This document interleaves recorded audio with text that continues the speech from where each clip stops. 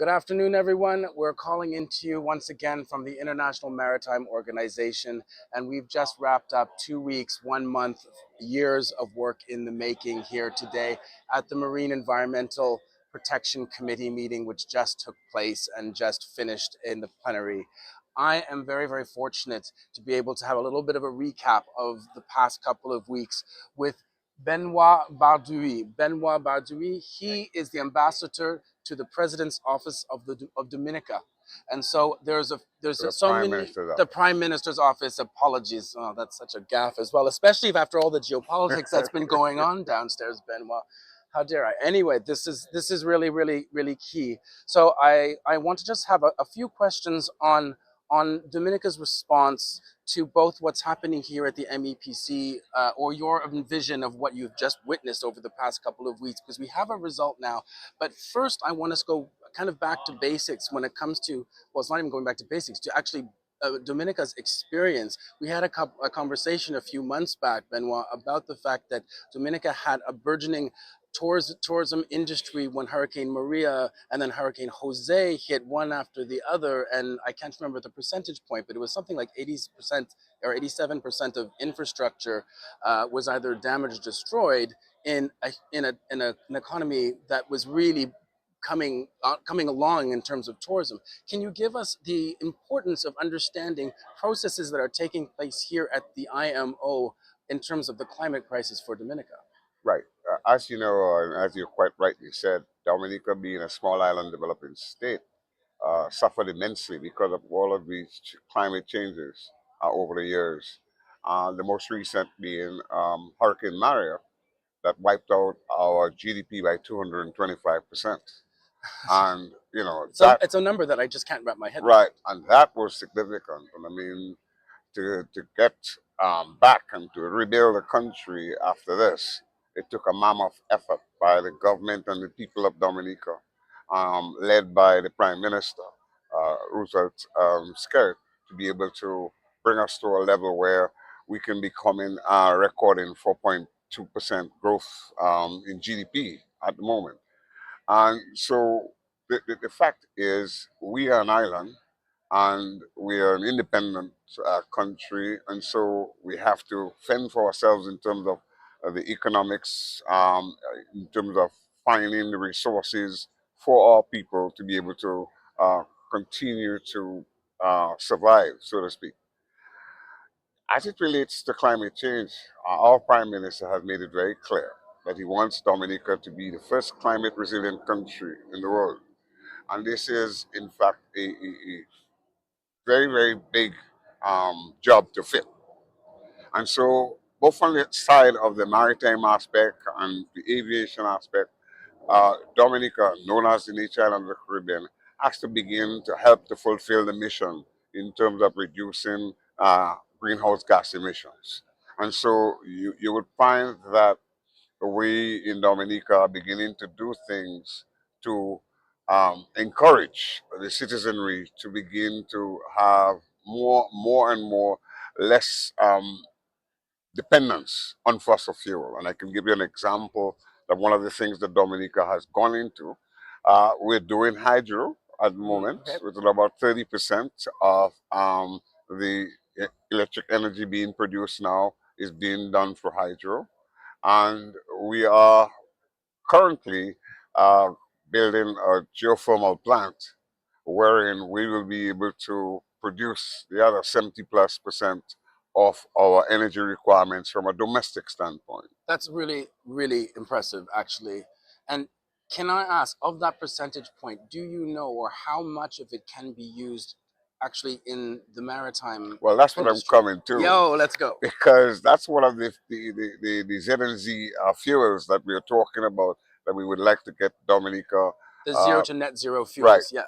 So that could become one of the things where we could be producing e-fuels for the industry. That is where we'll be looking at green hydrogen, green ammonia. All of those fuels are fuels that we think can become part and parcel of the maritime industry, and that Dominica, given its potential in terms of that development, can in fact do so. Several studies have been done in Dominica to be able to determine its potential. So one of the things that the government is positioning itself with going into the future is Dominica being able, as a small island state, to produce e-fuels to be able to supply ships.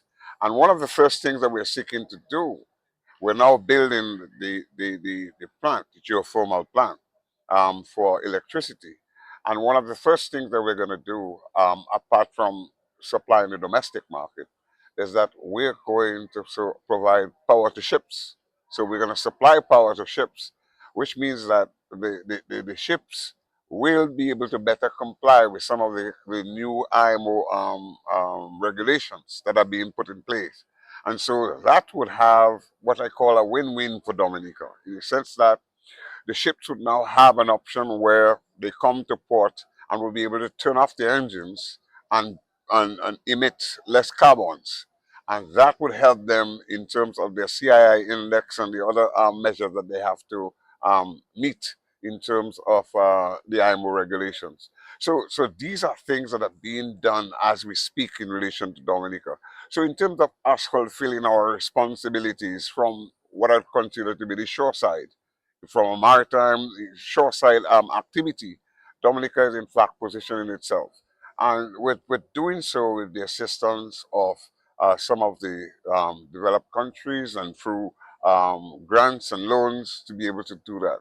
But once we have come to a point where we've built the plant and we can exceed our own domestic capacity, we're seeking to look at exporting that sort of product. So the regulations that have been passed just now will help us in terms of positioning ourselves to the future as to our contribution within the maritime sector. And we look forward to the contributions that will be made, wherein there will be the IMO will have a fund which would assist countries to be able to um, deal with all of the challenges. One of the challenges being that of food security, because of the increased prices and because of the increased fuel, the new fuel pricing that will be there. I mean, So, this is, if I could just interrupt a sec, just because what I'm hearing actually is Dominica is already a leader in this field, right? So in order to understand exactly, for example, what's happening and what just happened here in terms of regulation or a price on carbon emitted that they've just agreed upon within the IMO space, you're talking about a fund that could help Dominica. right, because I mean, we need to do some more research. We have done some studies which show that there are portions of the island that is untapped that probably has massive reserves in terms of geothermal energy. And so once we can do so, and with the proper research and development, and we can get the byproducts out of that particular geothermal energy, then Dominica stands to export in terms of, like I said, e-fuels. Yeah. And that is a way that we think that we can begin to harness the resources that we have on island. So it's actually the natural resources that you can harness anyway on Dominica. That is correct. And honestly, it sounds a little bit like you're doing it in spite of the fact that other relations around the world that are supposed to be addressing the climate crisis are lagging behind a little bit. Perhaps the funds or the assistance or whatever you want to call it Right. that you had mentioned before in order to finance some of these initiatives come from abroad. Yep. Or from the IMO, for example. Right, because that is one of the things that throughout the last 2 weeks that we have been sort of negotiating and Yeah. seeking to get from some of the developed countries and some of the various shipping um, interests to be able to establish the pricing mechanism and some of the technical aspects in terms of what these zero near zero fuels, what categorizes that and so on. We have gotten quite a bit of few things in, and looking at the transition, a just and equitable transition aspect. Because one of the things that we've seen over the years is that the small island developing states have really been the ones facing the brunt of the climate change impacts. Yeah. And they were doing so based on the fact that uh, the, the, the, the scientists have indicated to us that we need to draw back, we need to reduce our emissions to be able to bring it to a certain level of 1.5. And to do that, you need to now have the technologies, the fuels to be able to drive and continue to drive trade in a way, because I mean we can't do without trade. No. Trade No. accounts for over 70% of the movement of goods all over the world in terms of, and that is moved by um, Ships, the cargo ships, ships, absolutely. cargo Yeah. ships, and so the regulations now stipulate how the ships, in terms of redesigning the ships, it's a re-engineering process to be able to meet with all of the requirements that is necessary so that the 2023 GHG IMO strategy goals can be met. Because if we do not make those changes now and start the process, and also to incentivize the persons in relation to the new fuels required, then we will not make it to 2050 in terms of the goals established by the Establishing IMO. Paris. I mean, I think that's a really good way to end this, because what you are highlighting is that whatever is happening in terms of regulation, it's actually a process, and we and the Caribbean countries and Dominica specifically is part of that integral process in moving and decarbonizing our sectors in order to align with Paris's 1.5. And so sometimes I think we can forget that when it can become slightly depressing when you see ambition toing and froing, going down, going up, going back down again, that actually this is the process that happens in the United Nations, and that we've completed something here today, and we now need to take that and move that forward. Yeah, I would say we didn't get everything that we wanted out of this set of negotiations, No.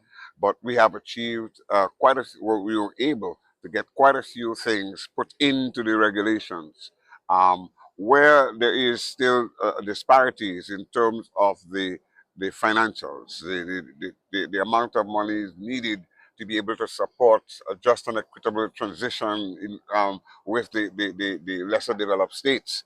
And that we think we did not get as much as we wanted. Right. But I conceal myself in saying that the process has started.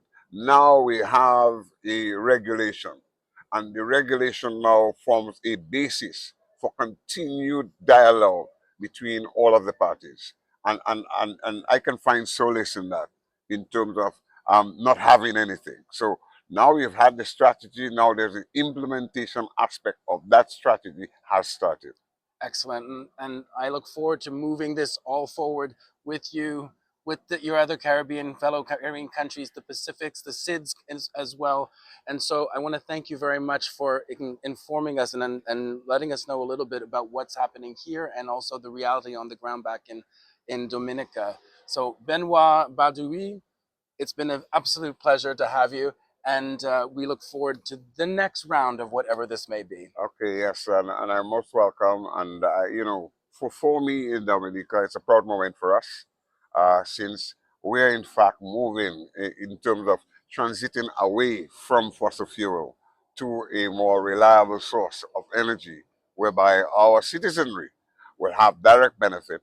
But the question of our health and food security and all of that, these are concerns that we continue to have, but we're trying to see if we can continue along with our partners in the region to see how we can bring measures of relief to them. Okay, wonderful. Well, I look forward to hearing more about that in the future. But for now, thanks everyone. Bye.